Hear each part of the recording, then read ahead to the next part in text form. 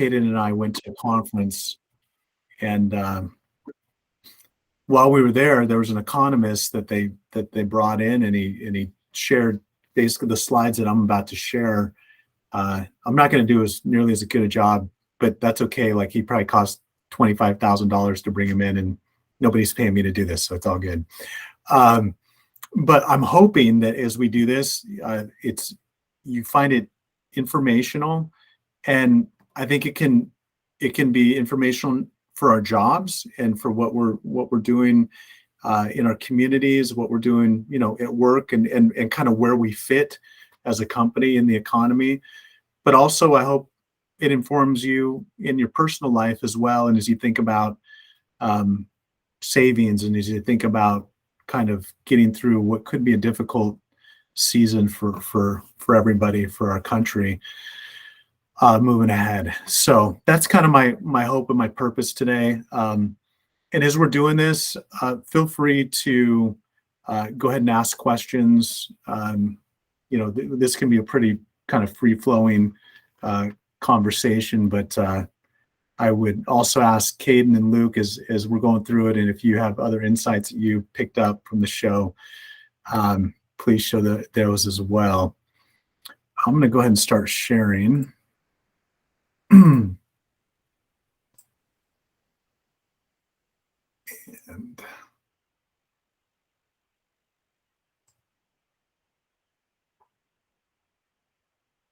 okay, can everybody see my screen?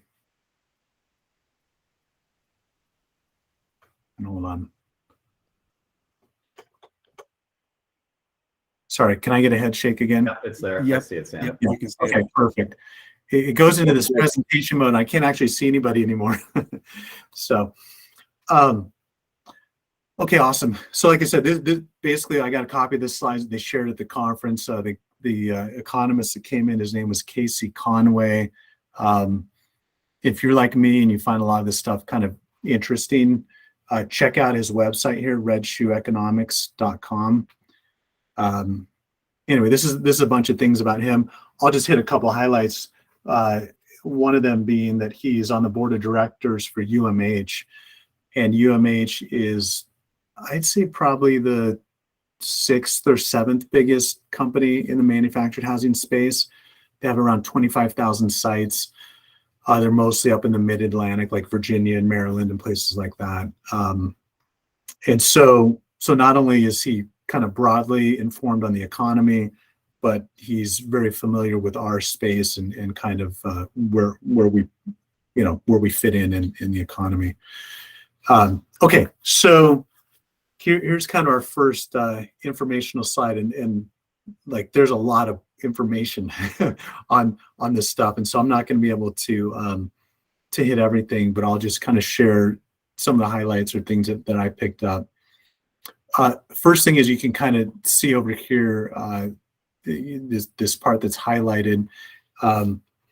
First of all, notice this is talking about GDP, so gross domestic product, and GDP is a measure of like what is the value of the economy, like all the things that we create, goods and services. And you can see from 2019 to 2020, which is obviously 2020 is when COVID hit, the economy shrank, right? And then it bounced back in a pretty big way in 2021. Well, why did that happen? There was a whole bunch of stimulus and other money that was put into the economy. And so it came roaring back. And now here we are in the first, or, at this point, we're 3/4 of the way through 2022, and the economy shrinking despite unprecedented levels of stimulus that have been added into the economy. And so if we look down here at the bottom, there's different ways to measure inflation, and there's what's generally referred to, like in newspapers and the media, a CPI is kind of this first column here, and that's showing, look, the target is to have about 2% inflation. You want to have a little bit of inflation, and then in 2021 it hit 7%, 2023, 8.3%. So that means, if we take today, October of 2022, and we go back a year, that generally across the board, a basket of goods is going to cost 8.3% more today than just 12 months ago. But notice the second column, and it's called a flexible CPI. This is so the Federal Reserve has different branches. One of them is in St. Louis, and they're the ones that do this flexible CPI measurement. And flexible CPI means these are things that'll the prices will change quickly. So, gas is an example of that. Things that can be priced very quickly. There's some things like if you're having a hard time getting supply from China, and so it costs more to ship it, and then it's going to come over on a ship, and then it's got to get transported by rail, then it's going to go in a warehouse, and finally it's going to show up at Walmart. It takes a while for that price increase to kind of work through the economy. And so those wouldn't be included in the flexible CPI. So basically what it's showing is that really for goods that could respond quickly, over 20% increase in 2021. So that those are the sorts of things, and there's another slide later that kind of shows more of this, but that is pretty much unprecedented. So we've now had Q1 and Q2 and probably Q3, we've had negative GDP, meaning it's shrunk. Technically, that's when a recession happens, is whenever there's been two continuous quarters of GDP shrinking. So technically, we are already in a recession,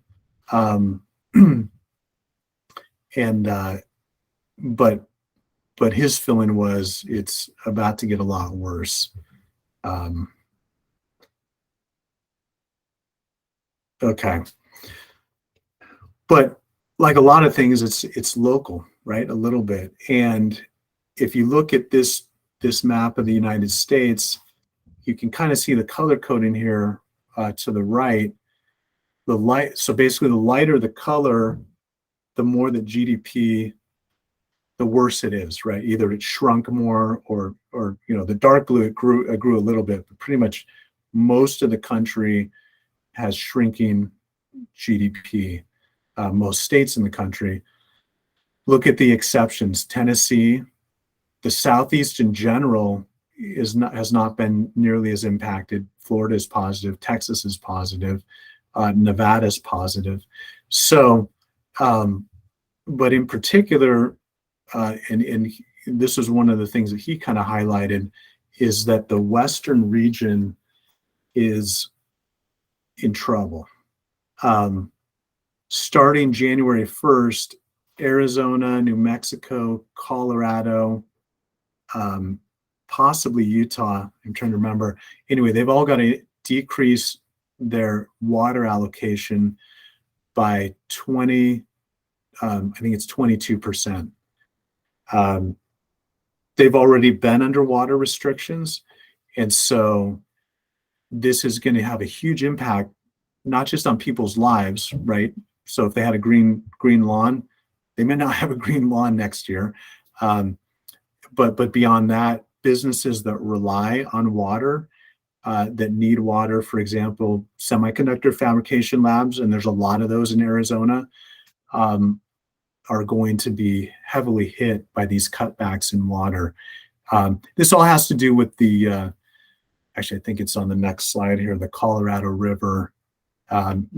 So Colorado River, which goes to the Grand Canyon and dumps into a couple large lakes, Lake Mead, Lake Powell, and basically provides almost all the water in those states.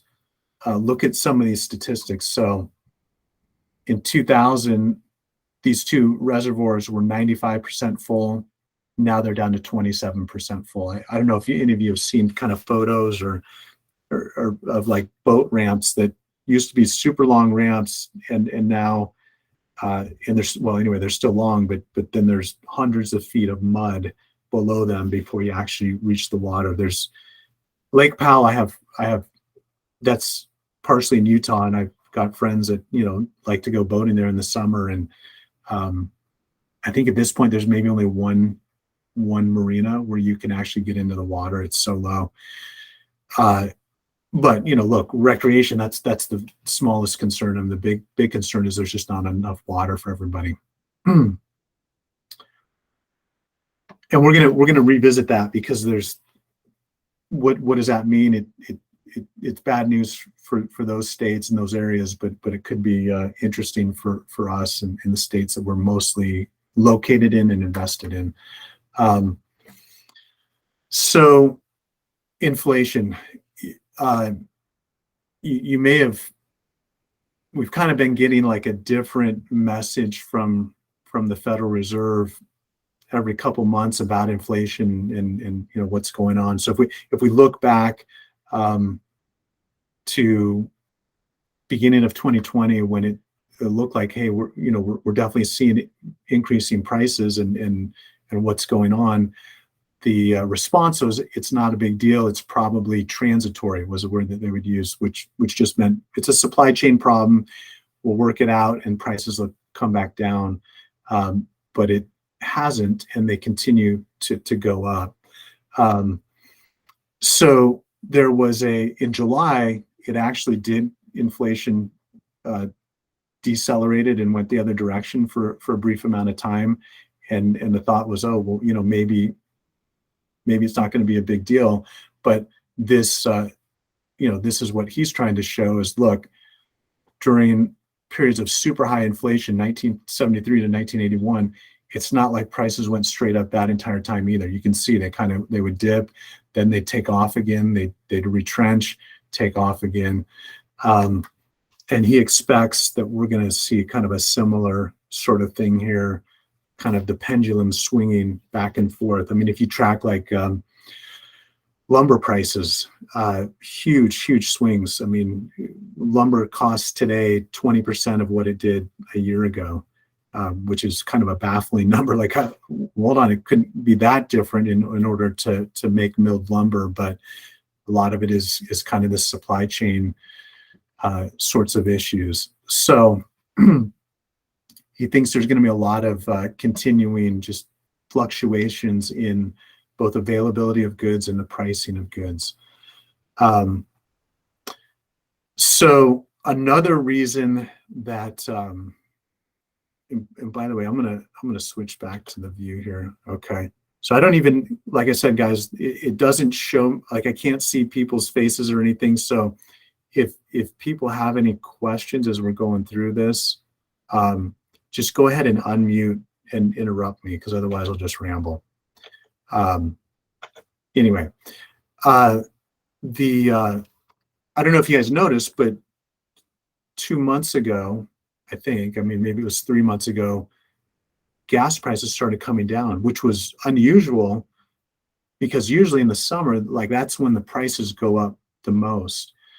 And what I learned from this presentation is that there's what's called the Strategic Petroleum Reserve, right, which the government keeps in reserve gas and oil that it will release and kind of as an emergency measure. They like to keep a certain amount, but they started to release some of this oil, and so that's why we saw the energy index drop 7.7% in July after going up 11% in June.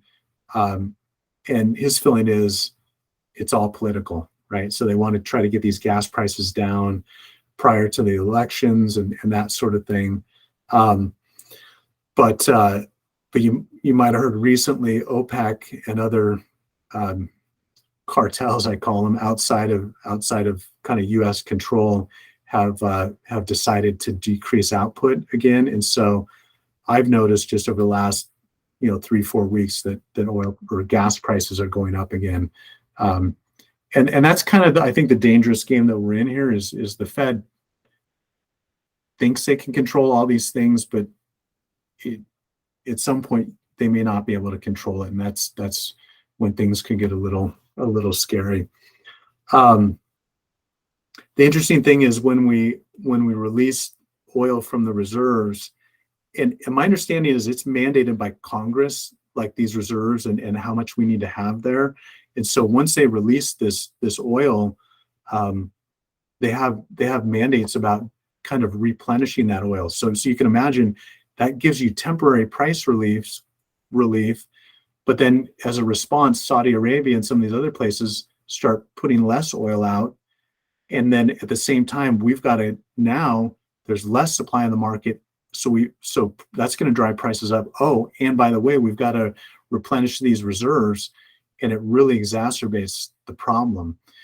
And so his feeling is definitely by the end of the year, we're going to see pretty dramatic increases in the price of gas.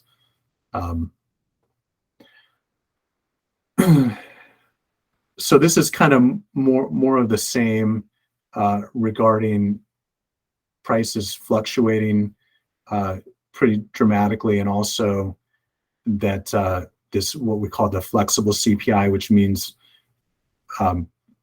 goods that can change their price very quickly, respond to demand very quickly. That this reading that we had here recently was more than the flexible CPI back in March of 1980, which was kind of the worst time in terms of inflation in this country to this point.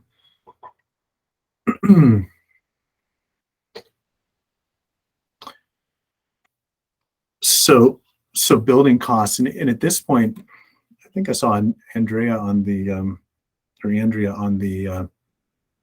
call here.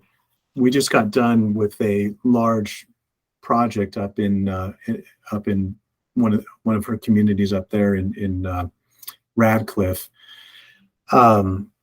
with putting a new sewer putting new sewer infrastructure into the community. And well, let me start with this slide, and then I'll get into that situation. But so here you're seeing kind of these building cost indexes. You're seeing places like Atlanta, building costs going up 18% in 1 year. 22% in Dallas, 29% in New Orleans, and that sounds like a lot. And yet we've seen more dramatic increases than that in our business. So what this doesn't capture, so this is kind of capturing, hey, here's what things are getting done for relative to what they're getting done for 12 months ago. But I believe there's a whole bunch of projects that just aren't getting done because you've got a company like ours that doesn't have much pricing power, meaning up there in Radcliffe, Kentucky, when we wanted to get this project done, we went out to bid and we got 4 or 5 contractors that gave us a bid, and it was 3 times as much as what we anticipated the cost would be. And so that, it's way more than 17%, right? And so at the end of the day, that's a project we just wouldn't do. In this case, our response was, well, hey, we need to get this done. So we basically did it ourselves and put a crew together and made it happen and got it done for a fraction of the cost. But that's not always, you can't always do that. And a lot of companies aren't going to be able to respond that way. And so what do? They just don't do the project. And so really, if all the things got done that we're needing to get done, my point is I think these costs are even higher than what's being reflected here.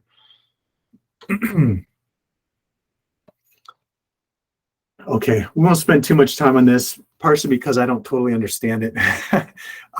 But this is it's what's called the yield curve inversion. And basically the idea is, well, let's put it this way. Let's say you're buying a bond.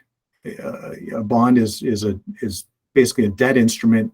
You put your money in, and it's tied up for a certain amount of time, and you get a return based on how long you can't get the money back. For example, if you gave it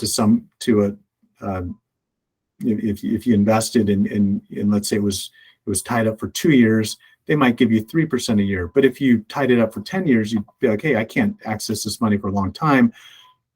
I don't want 2%, I want 5%. And so that would be kind of generally how a market would work. Recently, those rates have inverted, and that has almost always predicted a recession.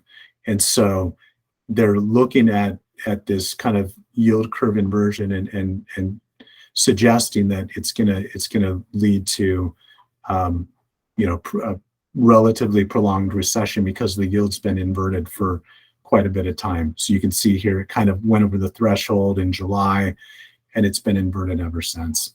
Did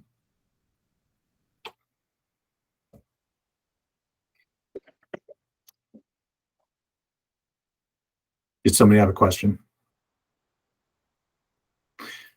Labor force participation. So we hear about, so one of the measures that the Fed is looking at in terms of raising interest rates is the unemployment rate, and that's at really all-time lows. I mean, if pretty much right now, as we stand, even now, there's very little unemployment. That being said, the the labor force participation rate has dropped. And that had something to do with COVID. It had something to do with kind of remote work, and then as people went back to work, and some folks, were like, look, I like working from home, and I don't want to go into the office. It's people retiring, but what happens is as people leave the workforce, right? So look at this. It was 67% just 2 years ago, and it dropped to 62%. That's millions and millions of people that have decided they no longer want or need to work. Part of that's going to be due to all the kind of stipends and other money that was sent out by the government. But you can also see that it's starting to go back up, and that's what we need. We need more people working. We need. And it's interesting. I mean, one of the Federal Reserve's goals is actually to create more unemployment, which sounds so counterintuitive.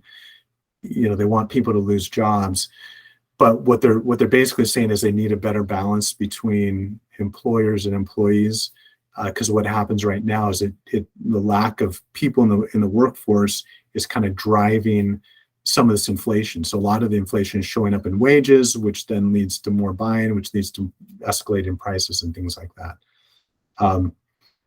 Again, which to me is just unfortunate, because it's really, they kind of created this problem by throwing all this money into the monetary supply, and it feels a little disingenuous that their response is, well, we want a couple million people to lose their jobs, and that's how we're going to solve this. But that's literally what they're saying. Let me comment on that really quickly. So for Saratoga Group and for our company, one of the reasons that I was very interested in building a company around mobile home parks is that we could ride out recessions. We could, and that's good from an investment side for sure, right? Because we're creating we're collecting investors' money, we're buying these communities. We want to be able to provide continued cash flow through difficult times. But equally as important is that we don't have to lay people off. So there are going to be a lot of people that are probably going to lose their jobs here over the next 6 months, 12 months. And I can guarantee you pretty much not only are we not going to lay people off, we're going to keep hiring people. This may be a great opportunity for Saratoga Group to pick up some more great people that maybe got laid off somewhere else or whatever. And I believe we're going to continue to do well even in this economy. So consumer confidence. So there's a study that's done at the University of Michigan, and they basically ask people, like, how do you feel about the future? in terms of the economy. And it dipped really low here in June. It started to go up a little bit in July. So we're kind of seeing it climbing again.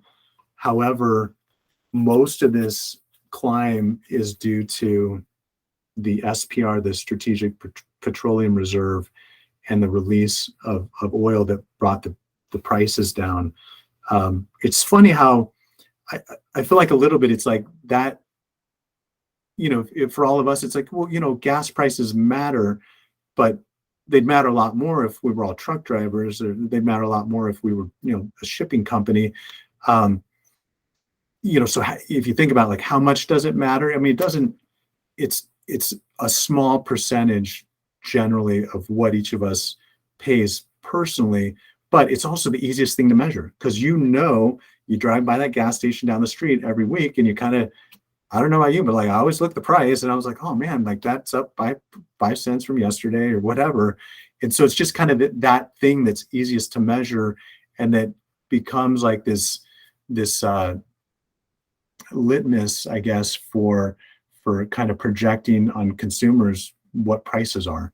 And so anyway, all that being said, with the release of some of those reserves, and prices went down, that kind of drove some of the improvement in the consumer sentiment, but it's looking like it's probably going to start flipping back the other direction again. This is kind of the same thing, only it's a small business. They poll small businesses and do this optimism index. So you see the same thing, kind of dip down, and then it started to come back up.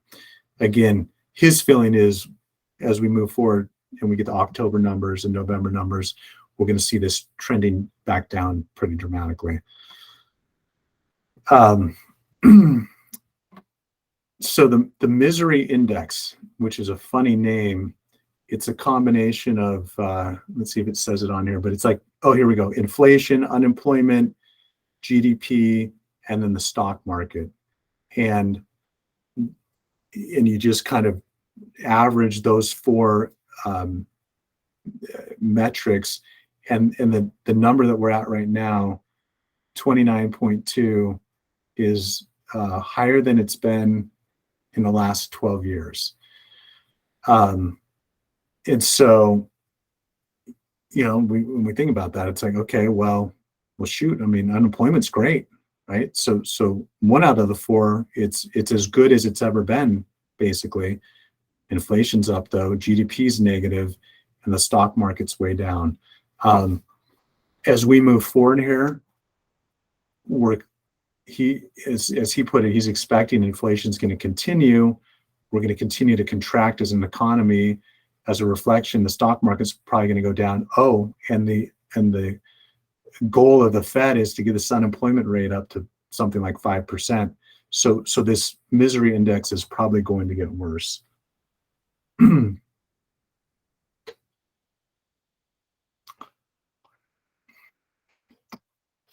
This is something we talked about a couple weeks ago on our weekly call, but well, let me put it this way: there's some people that feel like, hey, rents and even prices of homes and real estate, and let's say apartment complexes and mobile home parks are going to increase. Like, they're all going to keep moving up because there's not enough supply and there's more demand. And that's always hasn't made too much sense to me. And I was listening to something the other day, and this guy was explaining, he's like, I don't think the supply and demand matter that much anymore. And here's the reason, is that it's true, we don't have enough supply for the number of people that want homes and want apartments. But in most major metros, people are spending 37% or more of their income on a place to live, on housing. And that's kind of like right on the very razor's edge of being affordable, to where it's like you just can't you can't go higher than that. So when people look at this and say, oh, and we keep going up because there's not enough supply, and we get to 40%, that's not the answer. What people will do instead as a response is they will move back in with mom and dad, or they'll consolidate households, or they won't move out, right? I mean, kind of all those sorts of responses that we each know people and family members and whatever, and have anecdotally made those kinds of decisions because it is so expensive to rent, or even more to own. But this is where he feels like manufactured housing is going to be a huge answer. Here's what. So this is a graph here. This top red line is the average mortgage payment over the last 12 months. And look, it's gone from $1,500 a month to $2,300. It's gone up by $800 a month. The prices have gone up a little bit on the homes, but the biggest difference is that obviously the interest rates have gone up so dramatically. So if somebody was looking at buying a home and they kind of figured out what they could afford 12 months ago, and they've been shopping and they didn't buy, like, it's not going to happen. You can't magically come up with another $800 a month typically. And so what we're seeing with the home builders is they're pretty much pausing construction. So it's been interesting, like after going to this conference, I was driving around Atlanta the last few days here, and as I'm looking at projects, I'm like, okay, let's see, I'm coming up on some grading here. Are they building houses? And almost always they weren't building houses, they were building apartments. So the apartments are kind of continuing to get built, but most individual single family home builders that are building to sell have paused construction. And so this is kind of more of the same thing, which is, look, at some point people just can't afford it. Like it doesn't matter if there's not enough supply. The demand will also disappear even if people want a home and they want to start a new family or whatever, but they just can't afford it. So, and at the same time, expenses continue to rise. So, and this is something we have to try to keep in check. And so you'll notice we're starting to talk more about what are our expenses, what can we do to bring our expenses down, because we're going to get a lot of pressure. We're going to see it. Property taxes are going to go up. Our water rates are going to go up. Our electricity rates are going to go up. And so obviously rents have to go up, but we don't want to give away all of our rent increase to these expenses. And so we're going to be working really hard on trying to consolidate and tighten up the way that we operate in our expenses. If you look at, I don't know if you can see this very well, but this is a Green Street that does a lot of studies about kind of different sectors of commercial real estate, and mobile or manufactured home communities continue to do really well. So in their estimation across, so kind of beginning of 2020, pre-COVID till now, manufactured home community values are up 30%.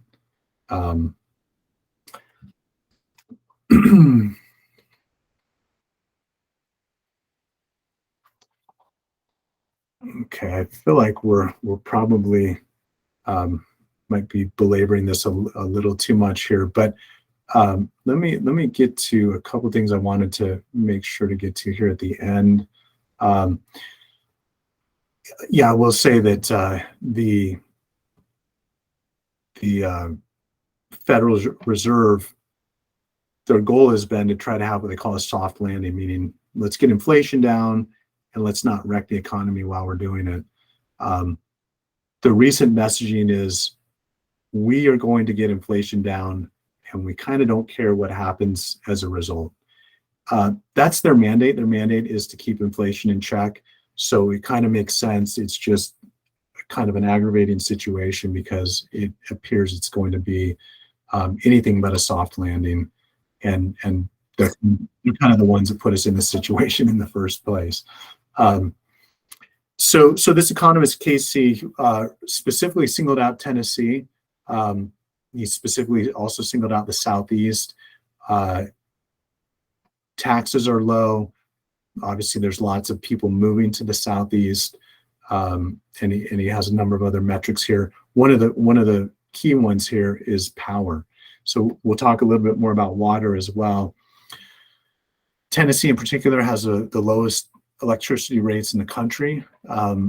That's mostly because of this ingenious hydroelectric system that they have, and I know for me personally, I was shocked when I moved here in terms of what it cost to heat a home relative to what I was used to. Literally like 4 times as expensive in California to heat or cool your house. And so these so another thing we've learned through COVID is that you need to figure out ways to simplify your supply chain. So many people were dependent on China. So many people were dependent on other countries in Southeast Asia for semiconductor chips and refrigerators and anything from the small components to the big assembled appliances or products. And so what's happening is they're onshoring. Companies are starting to turn around and bring manufacturing back to the United States. His feeling is a lot of this is going to come back to the Southeast. And the 3 main reasons, number one is electricity. This is showing kind of personal income growth rates, but let me skip ahead here. So electricity, and then these ports, and then let me skip here. Where did it go? Okay, and then the water. So I think the main takeaway that I got from this is that number one, we can look at where are these ports. So you can see here kind of these aqua blue are the coastal ports, and then you've got the river systems, like here's the Mississippi River, and then you've got these inland river ports. And his feeling is because of labor issues on the coast, specifically the West Coast, been a lot of strikes, people won't work during COVID, things like that. It's been extremely difficult to bring supply into these Western ports. And so a lot of these companies have shifted and they're using these Gulf Coast ports instead. And it's basically remaking our entire distribution supply chain. So now instead of things shipping into Oakland or shipping into LA or shipping into Anaheim and getting distributed by rail from west to east, they're basically going from south to north. And obviously they've got to branch out east and west from that as well. But the middle of the country is really being covered from these Gulf Coast ports and the inland water ports here as well, which I found pretty interesting. He actually singled out Little Rock, Arkansas, as a big manufactured housing opportunity. Interestingly enough, we just started buying mobile home parks there. We knew nothing about this, but it was kind of exciting to see. So I think at this point, I'm going to go ahead and hey, Sam, Jennifer raised her hand there. Yeah, let me go ahead and end this. Okay, let's see, Jen G. Yeah, Jen G. What and tell me your question. So didn't you say, I know we had seen Louisiana back on a slide prior, was that due to the supply chain? I can't remember the increase. Was that housing or the cost of housing? I think it was. You had Louisiana and you had a few other states that it was. Oh, this one here probably. No, it was back a little bit farther. Okay. Like, oh, go back down. Is it that one? No, go back down. Yeah, like, right. Keep going. Sorry. No. Anyways, I had noticed that you had reflected that Louisiana right there. I think that was it. Yeah. Okay. Yeah. So Louisiana. So what was this saying again? Oh, the construction. But Yeah, cost of construction. I find it curious that, you see so many of the ports that are active down in Louisiana. What's the thought behind why that would be so much more expensive when the port is right there? I don't know exactly. Like I'm not sure why New Orleans is almost 30% more year over year in terms of building costs. I just found that curious because the port's right there. So, yeah, but unless it's coming from Canada, like the wood's coming from Canada, that could be reflective then too. Yeah, and again, I'm not sure, but it may have a lot less to do with materials or supplies and a lot more to do with labor. I mean, that's been our experience so far. When we look at like the sewer project, it wasn't really, that was a minimal, I don't want to say minimal, but a minority of the project cost, right, Luke? I mean, a lot of that was just like getting the work done, and getting the expertise and the people in there to do it. Gotcha. So I'm guessing that's the same thing here. Oh, yeah, material costs were definitely elevated though as well. In fact, we had quite a bit of leftover material, and we're now we could probably sell it on the market for more than we bought it for because they continue to go up. Yeah. Awesome. So, and then just one other question, Sam, within terms of the electricity that Tennessee provides and the influx that we could have based on that, do you see that putting us at risk to have higher rates and, use or supply, I guess?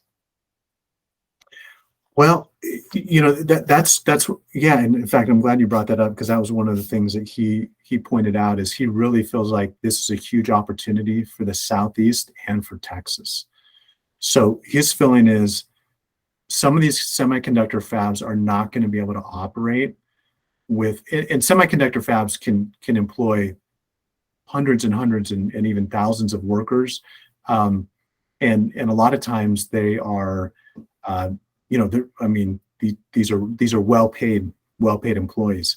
And so they're not going to have enough water to operate those fabs. And that even though they've made a $1 billion, $2 billion investment into that location, they are going to uproot and go build another facility in Texas or Tennessee or Georgia or Alabama, places like that.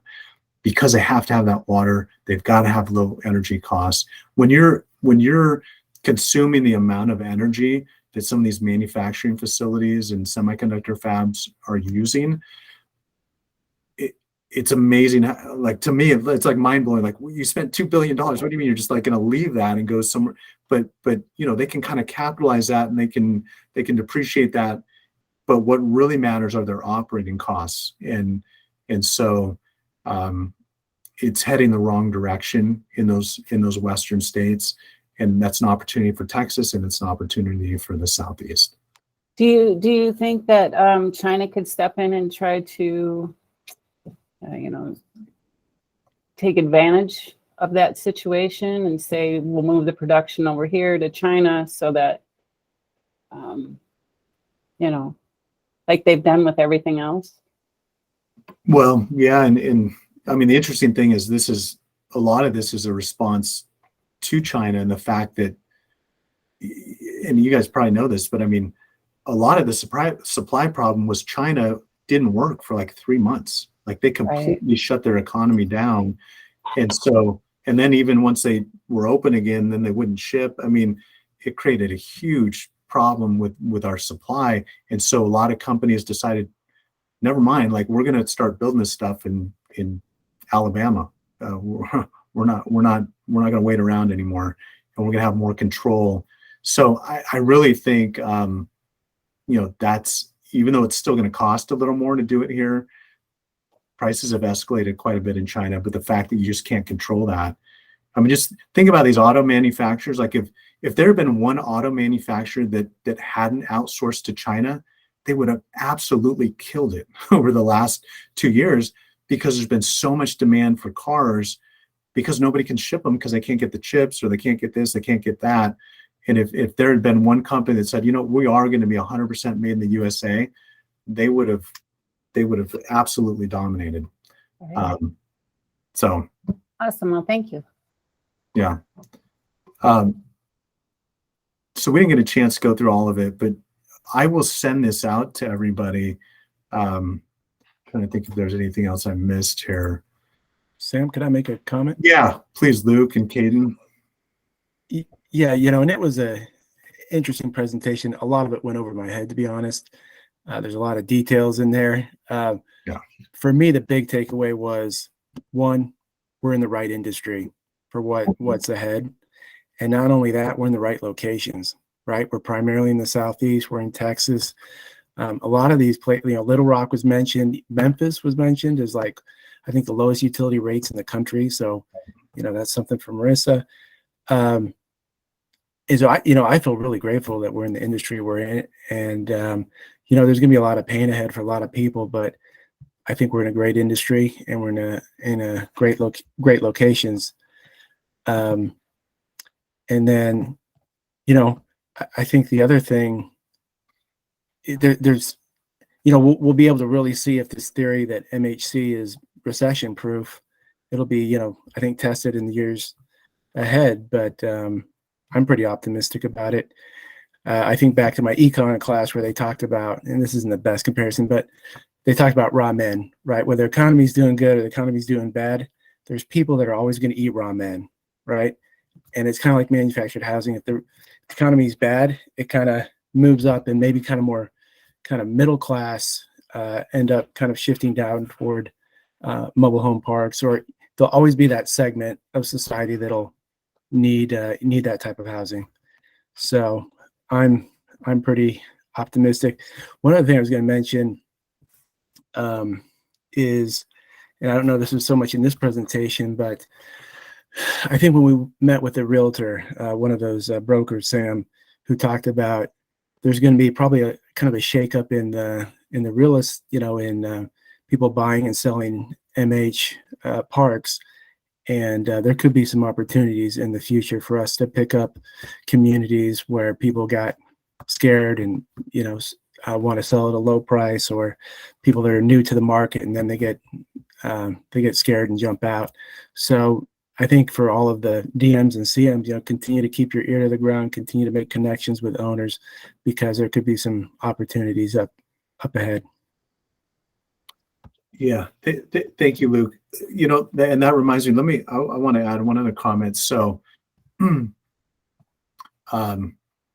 then Sam Jr. We'll get to your comment or question. But I didn't own mobile home parks. Saratoga Group didn't own mobile home parks during the last recession, but I've talked to a number of people that did, and one of their comments that I've gotten repeatedly is that there definitely was a loss of occupancy, but it happened in communities where they weren't run very well. They were rental communities. People didn't own their homes. They were trashy. The roads weren't right. So all the things that we're doing to make our communities more attractive, to bring in new home buyers, those are the same things that are going to keep people in the community. And so, we need to continue to invest in the communities, continue to keep them nice, make them nice. And that's how we're gonna sail through whatever's ahead. Sam Jr. Yeah, so we've seen that the Feds have raised the interest rates, right? And I was wondering if we're going to see any changes in the interest rates that we use in our lease with option to purchases, or if that's affected at all, or what impacts that. or if that's going to change at all. That's a great question. We'd like to not have to change that. We have a line of credit with First Bank that we buy these homes on, and we were just looking at the terms on it the other day. We haven't seen the interest rate change yet, but it's probably going to. And we can absorb a little bit of that. But if it keeps escalating, we probably are going to need to change those rates a little bit. Okay. So yeah, it's a good question. But not by mandate, but simply to compensate for our loans interest rates rising. To compensate for what we have to pay. That's right. Yeah. Okay. Yeah. Chris. And I think I'm one of those people that believe that things happen for a reason. And I just can't help but, think of while we're listening to you talk about, the great opportunities that we have. You think about some of the growing pains that we've gone through and some of the frustrations that we've all felt, with growing so large. But some of the great things that have come from that have been our ability to find ways to operate within those constraints, within those, the feast or famine mode. We've been able to accomplish a lot. You think about what we did with the last quarter, with PandaDoc failing and despite all the challenges and the pulling back, the constricting that we're doing a little bit on our funding, because of some things we did at the beginning of the year, what we were able to accomplish in Q2 and Q3, that's something that we can use as a springboard, jumping in to, this future that's kind of uncertain, because we know we can operate lean. We know we can operate, strong, and we can find ways, to make things work. And like we said, to help these communities get better and, and help the people that we service. Chris, you should have given this presentation. That was very well said. Yeah, I couldn't agree more. And I think we've learned a ton by operating the way we have the last couple quarters, and I think it's put us in a great position. And Jay, question. Back to Sam Jr.'s comment about, or question about, interest rates. Will we have control over that one if we go to Zippy or one of these other 4 outside funding locations? Because we wouldn't have any control over that, so it would be their interest rate, right? Yeah, it would, but the nice thing is, they're going to lock that rate in.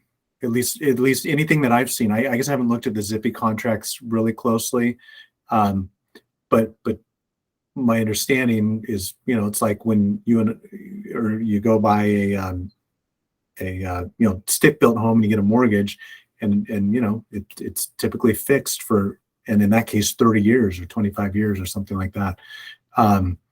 So we'll have to confirm that, Jay, but I'm pretty certain that those are going to be fixed for whatever the life of that term is, 10 years, 12 years, or whatever.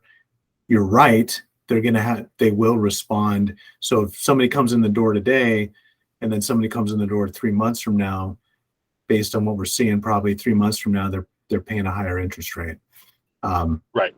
But at least once it's whereas if they were with us in 3 months, it wouldn't change necessarily. Like if someone walked in today and signed a contract at 8.9%, and then in 3 months we haven't changed anything, then they're still going to get the same rate.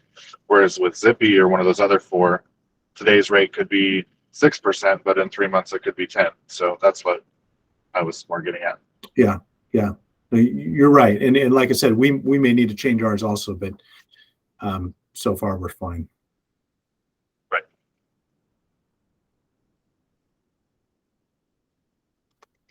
Okay. Well, hey, thank you so much, everybody. I appreciate this opportunity. And I hope it's helpful. I hope it gives you. I really enjoyed when he shared these slides with me, and we only hit about half of them, but he was going super fast, and so it's been good to kind of look back over them. Like Luke said, we couldn't be in a better a better market than the mobile home parks, and we're in the right markets, and I think the future's bright. So appreciate